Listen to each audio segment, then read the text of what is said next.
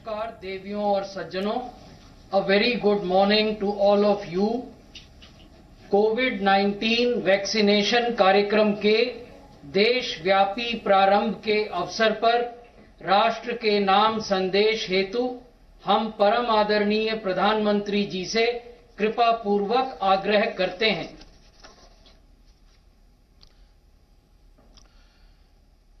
मेरे प्यारे देशवासियों, नमस्कार। आज के दिन का पूरे देश को बेसब्री से इंतजार रहा है। कितने महीनों से देश के हर घर में बच्चे, बूढ़े, जवान सभी की जुबान पर यही सवाल था कि कोरोना की वैक्सीन कब आएगी। तो अब कोरोना की वैक्सीन आ गई है, बहुत कम समय में आ गई है। अब से कुछ ही मिनट बाद भारत में दुनिया का सबसे बड़ा टीकाकरण अभियान शुरू होने जा रहा है। मैं सभी देशवासियों को इसके लिए बहुत बहुत बधाई देता हूं। आज वो वैज्ञानिक, वैक्सीन रिसर्च से जुड़े अनेकों लोग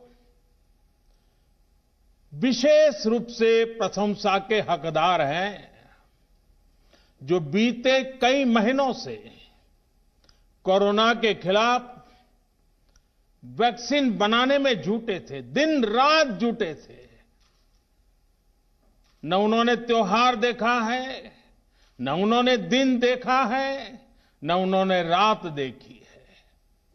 आमतौर पर एक वैक्सीन बनाने में बरसों लग जाते हैं, लेकिन इतने कम समय में एक नहीं, दो मेड इन इंडिया वैक्सीन तैयार हुई है। इतना ही नहीं, कई और वैक्सीन पर भी काम तेज गति से चल रहा है। ये भारत के सामर्थ्य, भारत की वैज्ञानिक दक्षता, भारत के टैलेंट का जीता जागता सबूत है।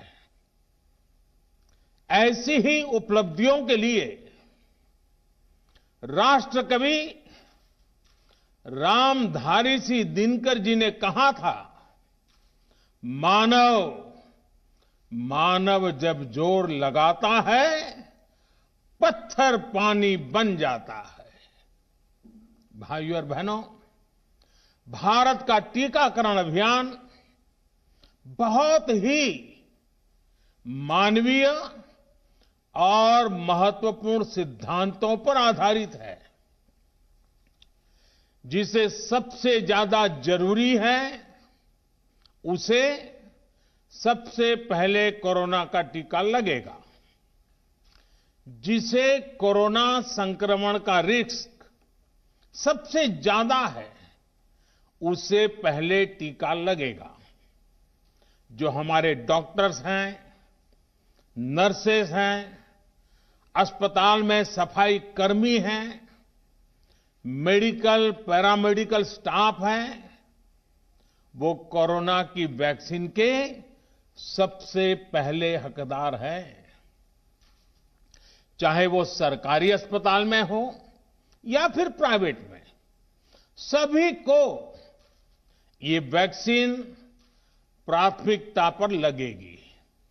इसके बाद उन लोगों को टीका लगाया जाएगा जिन पर जरूरी सेवाओं और देश की रक्षा या कानून व्यवस्था की जिम्मेदारी है।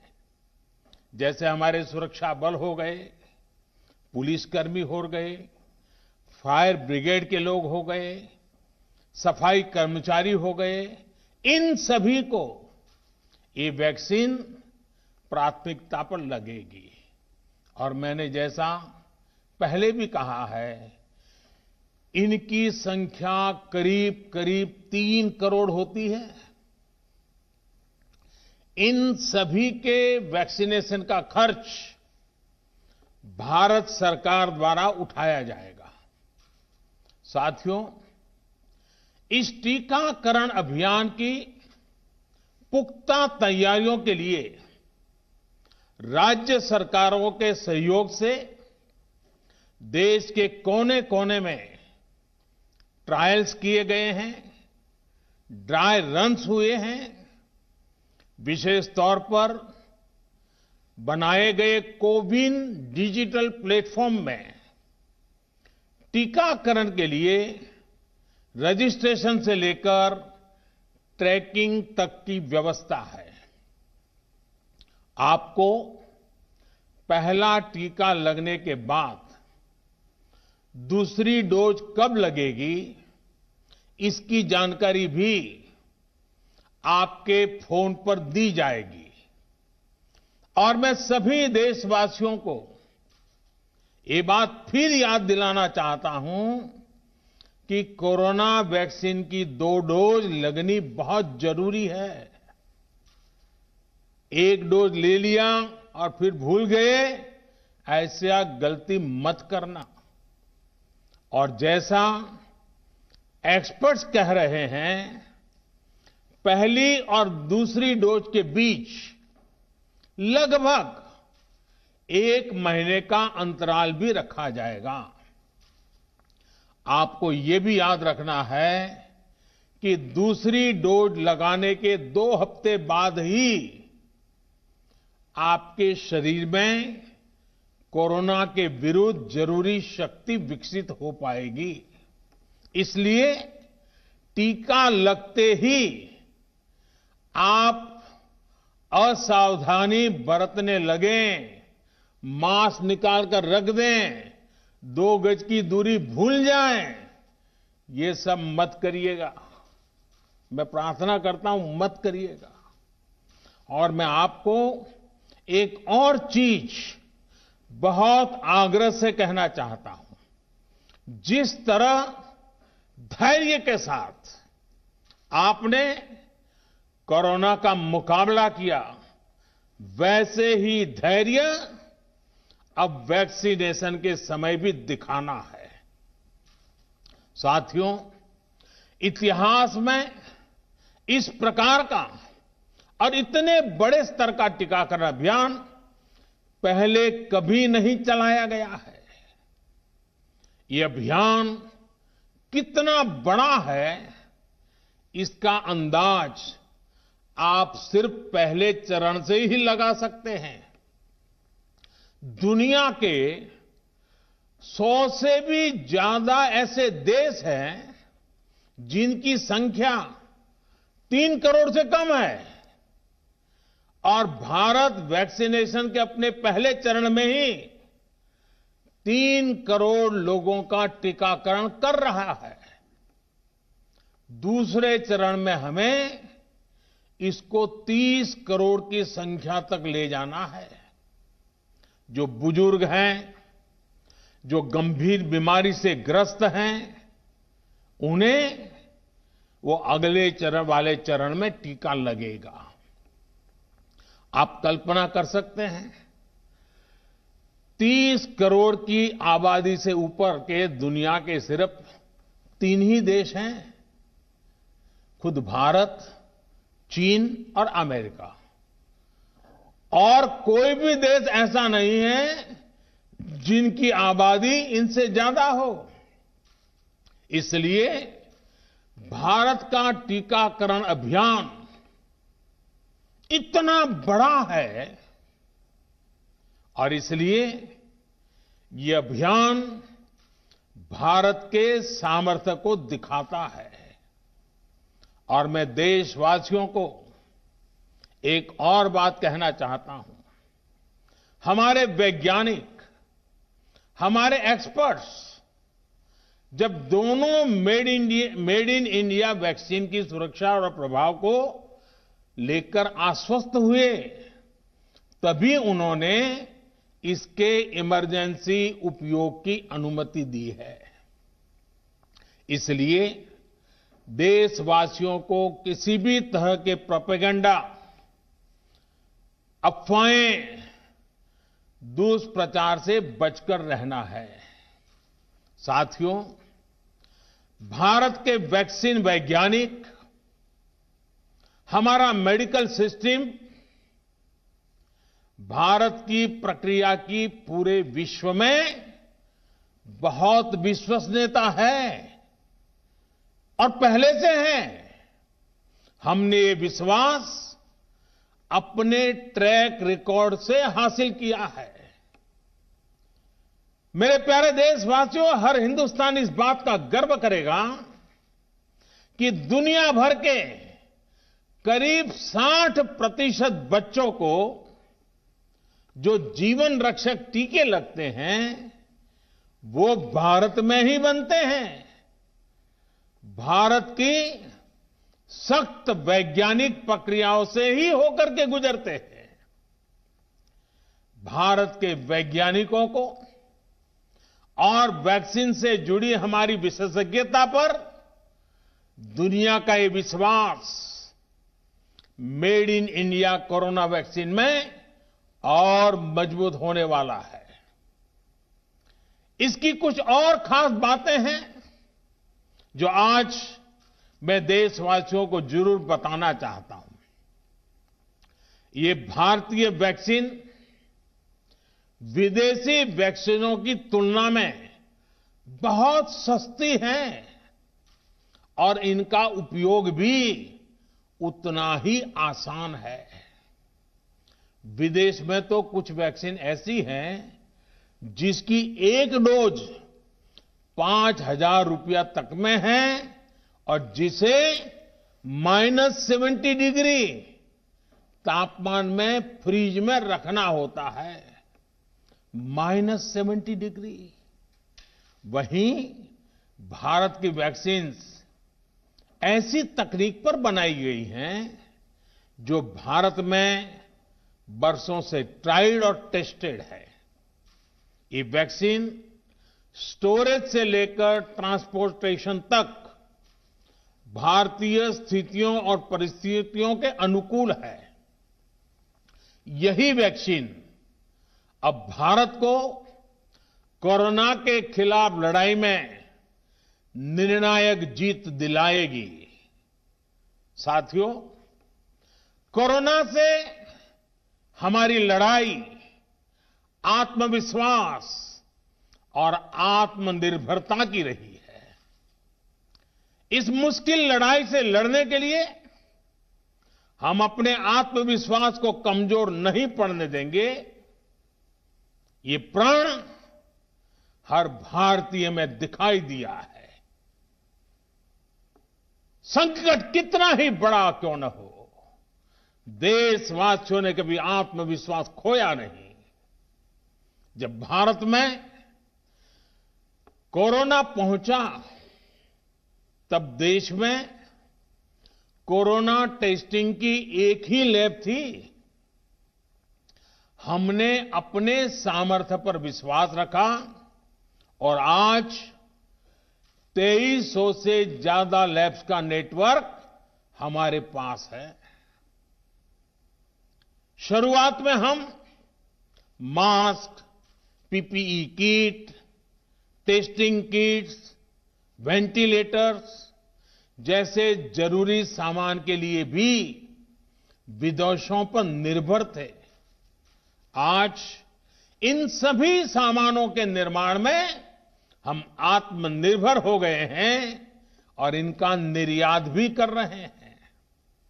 आत्मविश्वास और आत्मनिर्भरता की इसी ताकत को हमें टीकाकरण के इस दौर में भी सशक्त कर रहा है। साथियों, महान तेलुगु कवि श्री गुराजाड़ा अप्पा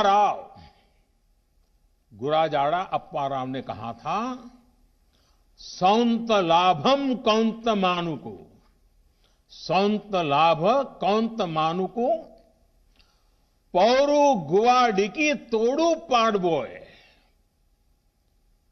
देश मंटे मट्टी कादोई देश मंटे मनुष्य लोय। यानी हम दूसरों के काम आए, ये निस्वार्थ भाव हमारे भीतर रहना चाहिए। राष्ट्र सिर्फ मिट्टी, पानी, कंकड़, पत्थर से नहीं बनता, बल्कि राष्ट्र का अर्थ होता है हमारे लोग। कोरोना के विरुद्ध लड़ाई को संपूर्ण देश ने इसी भावना के साथ लड़ा है। आज जब हम बीते साल को देखते हैं तो एक व्यक्ति के रूप में, एक परिवार के रूप में, एक राष्ट्र के रूप में हमने बहुत कुछ सीखा है, बहुत कुछ देखा है, जाना है, समझा है। आज भारत जब अपना टीकाकरण अभियान शुरू कर रहा है तो मैं उन दिनों को भी याद कर रहा हूं। कोरोना संकट का वो दौर जब हर कोई चाहता था कि कुछ करें, लेकिन उसको उतने रास्ते नहीं सूझते थे। सामान्य तौर पर बीमारी में पूरा परिवार बीमार व्यक्ति की देखभाल के लिए जुट जाता है, लेकिन इस बीमारी ने तो बीमार को ही अकेला कर दिया। अनेकों जगह पर छोटे छोटे बीमार बच्चों को मां से दूर रहना पड़ा। मां परेशान रहती थी, मां रोती थी, लेकिन चाहकर भी कुछ कर नहीं पाती थी। बच्चे को अपनी गोद में नहीं ले पाती थी। कहीं बुजुर्ग पिता अस्पताल में अकेले अपनी बीमारी से संघर्ष करने को मजबूर थे। संतान चाहकर भी उसके पास नहीं जा पाती थी। जो हमें छोड़कर चले गए, उनको परंपरा के मुताबिक वो विदाई भी नहीं मिल सकी जिसके वो हकदार थे।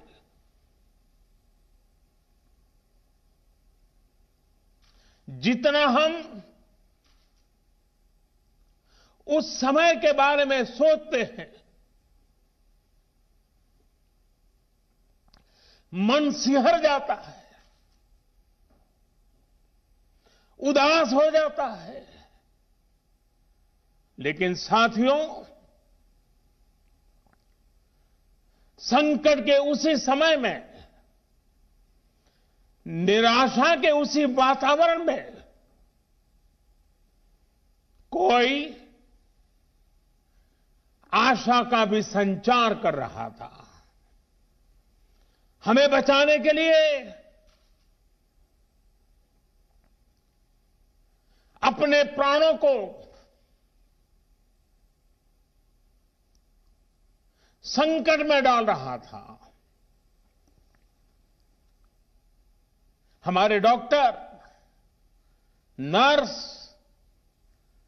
पैरामेडिकल स्टाफ,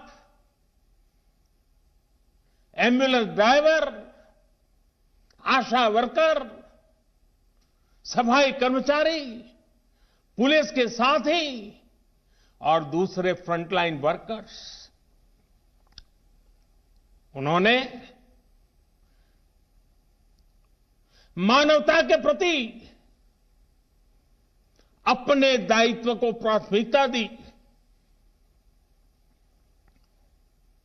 इनमें से अधिकांश तब अपने बच्चों, अपने परिवार से दूर रहे, कई कई दिन तक घर नहीं गए।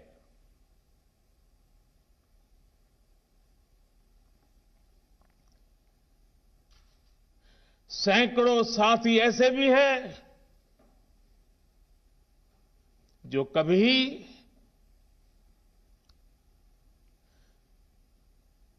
घर वापस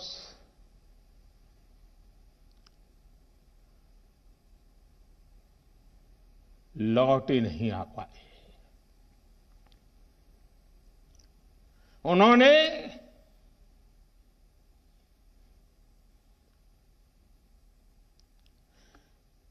एक एक जीवन को बचाने के लिए अपना जीवन आहुत कर दिया। इसलिए आज कोरोना का पहला टीका स्वास्थ्य सेवा से जुड़े लोगों को लगाकर एक तरह से समाज अपना ऋण चुका रहा है। ये टीका उन सभी साथियों के प्रति कृतज्ञ राष्ट्र की आदरांजलि भी है।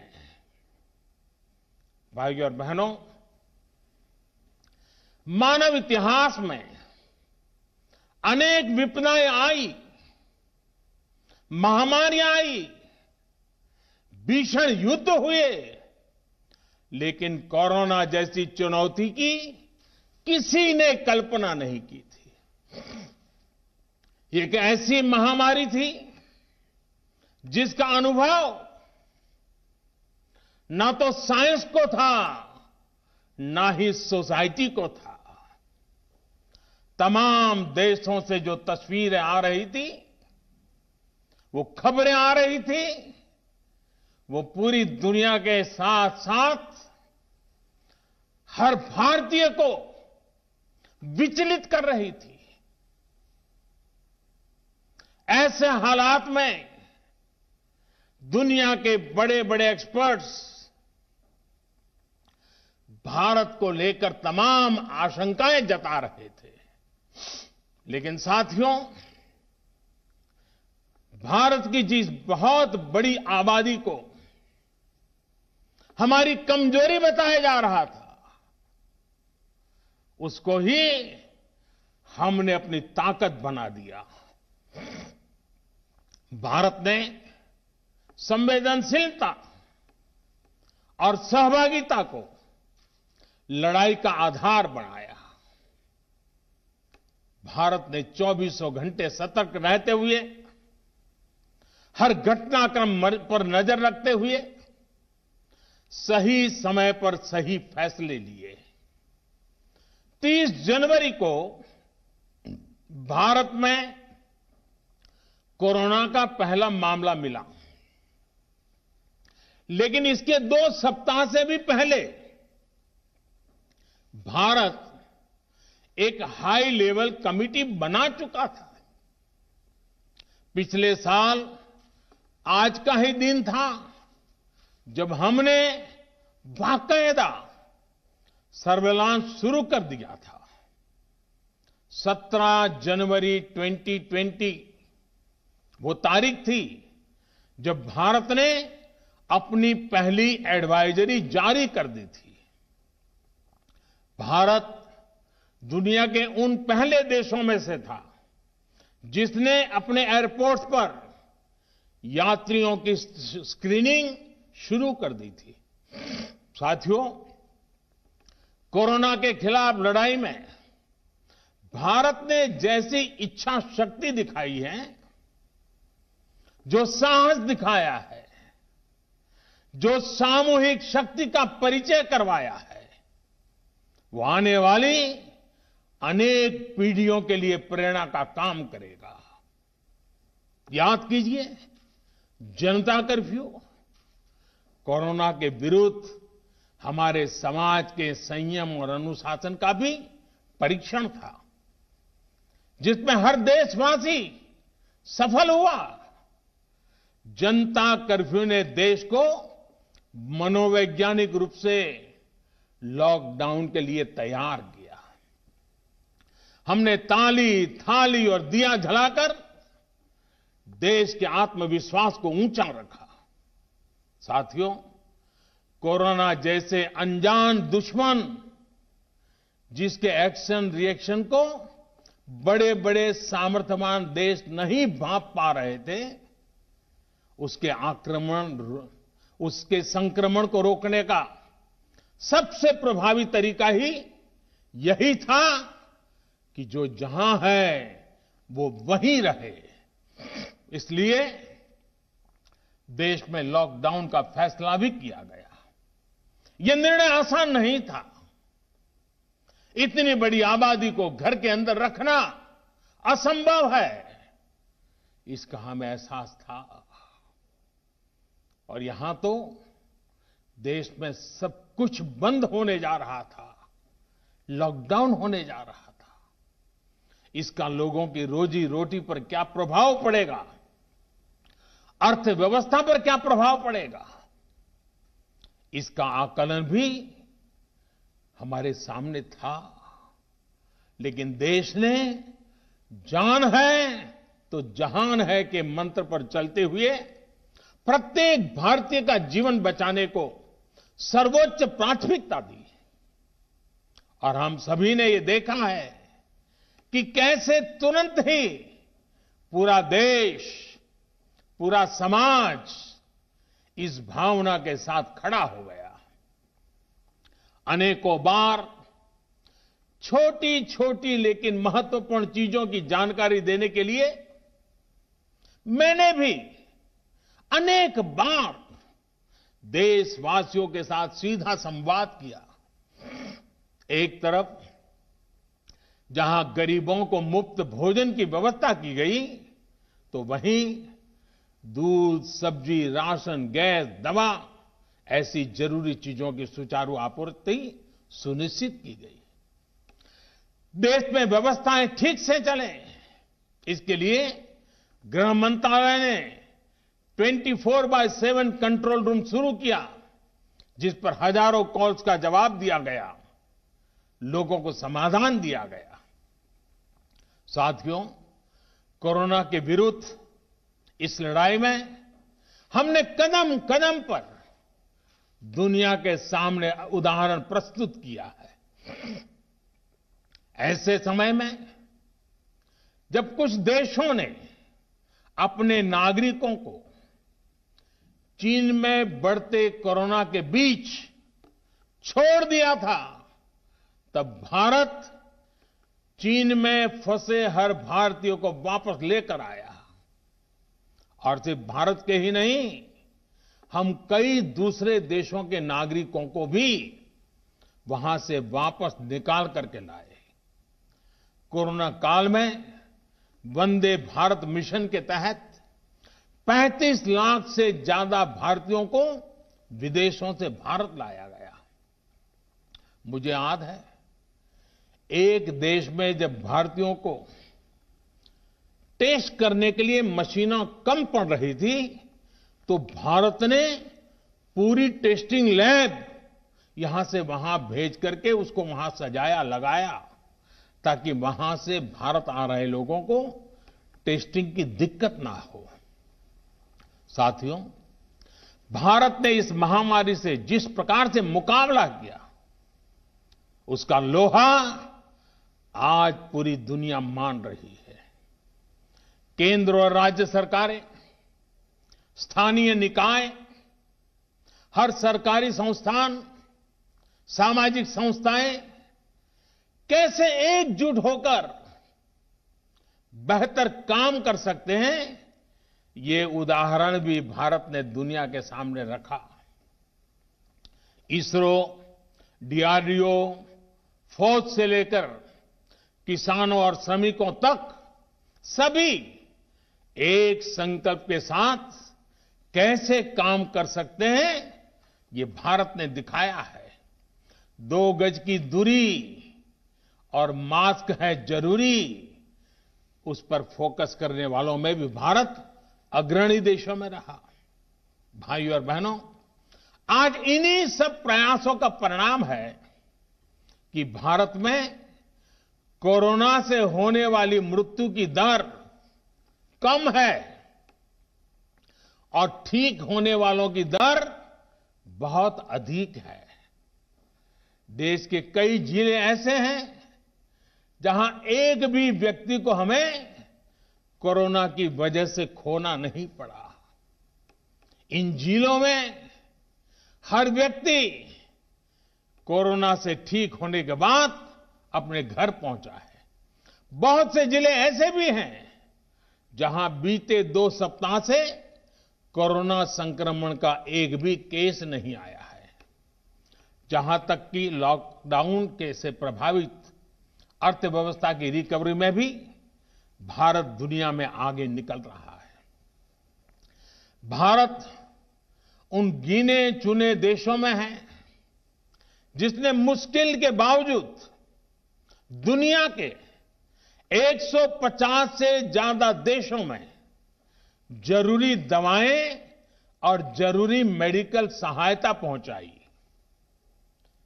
पैरासिटामॉल हो, हाइड्रोक्सी क्लोरोक्विन हो, टेस्टिंग से जुड़ा सामान हो, भारत ने दूसरे देश के लोगों को भी बचाने की हर संभव कोशिश की। आज जब हम अपनी वैक्सीन बना ली है, तब भी भारत की तरफ दुनिया आशा और उम्मीद की नजरों से देख रही है। हमारा टीकाकरण अभियान जैसे जैसे आगे बढ़ेगा, दुनिया के अनेक देशों को हमारे अनुभव का लाभ मिलेगा। भारत की वैक्सीन, हमारी उत्पादन क्षमता पूरी मानवता के हित में काम आए, ये हमारी प्रतिबद्धता है। भाइयों और बहनों, ये टीकाकरण अभियान अभी लंबा चलेगा। हमें जन जन के जीवन को बचाने में योगदान देने का मौका मिला है और इसलिए इस अभियान से जुड़ी प्रक्रिया को, उस प्रक्रिया का हिस्सा बनने के लिए भी देश में वॉलेंटियर आगे आ रहे हैं।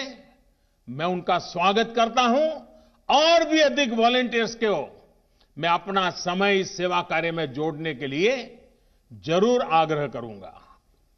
हां, जैसा मैंने पहले कहा, मास्क, 2 गज की दूरी और साफ सफाई ये टीके के दौरान भी और बाद में भी जरूरी रहेंगे। टीका लग गया तो उसका अर्थ ये नहीं कि आप कोरोना से बचाव के दूसरे तरीके छोड़ दें। अब हमें नया प्रण लेना है। दवाई भी, कड़ाई भी। दवाई भी, कड़ाई भी। आप सभी स्वस्थ रहें, इसी कामना के साथ इस टीकाकरण अभियान के लिए पूरे देश को बहुत बहुत शुभकामनाएं देता हूं। देश के वैज्ञानिकों का, रिसर्चर्स का, लैब में जुड़े हुए सब लोगों का, जिन्होंने पूरे साल एक ऋषि की तरह अपनी लैब में जीवन खपा दिया और ये वैक्सीन देश और मानवता को दी है, मैं उनको भी विशेष रूप से अभिनंदन करता हूं, उनका आभार व्यक्त करता हूं। मेरी आप सबको बहुत बहुत शुभकामनाएं हैं।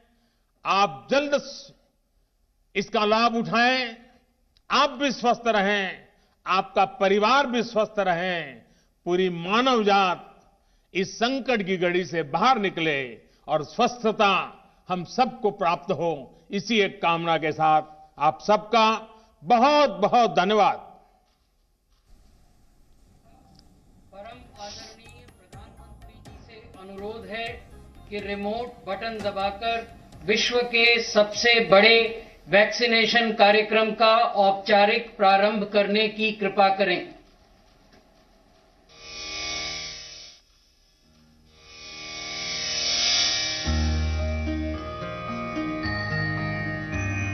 सर्वे भवन्तु सुखिनः, सर्वे सन्तु निरामयाः, सर्वे भवन्तु सुखिनः, सर्वे सन्तु निरामया।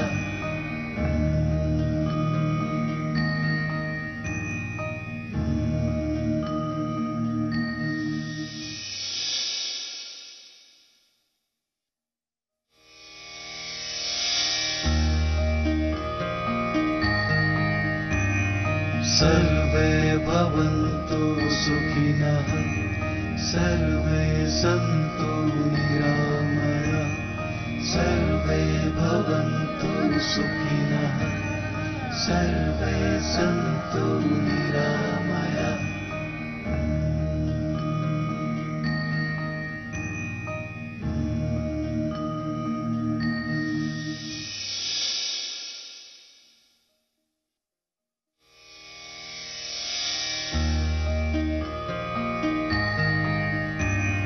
सर्वे भवन्तु सुखिनः, सर्वे सन्तु निरामया।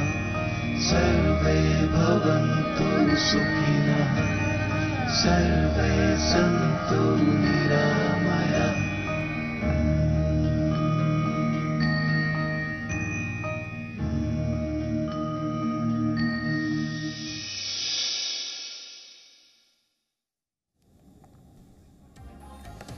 तो आखिरकार प्रधानमंत्री ने टीकाकरण अभियान की शुरुआत कर दी। विश्व के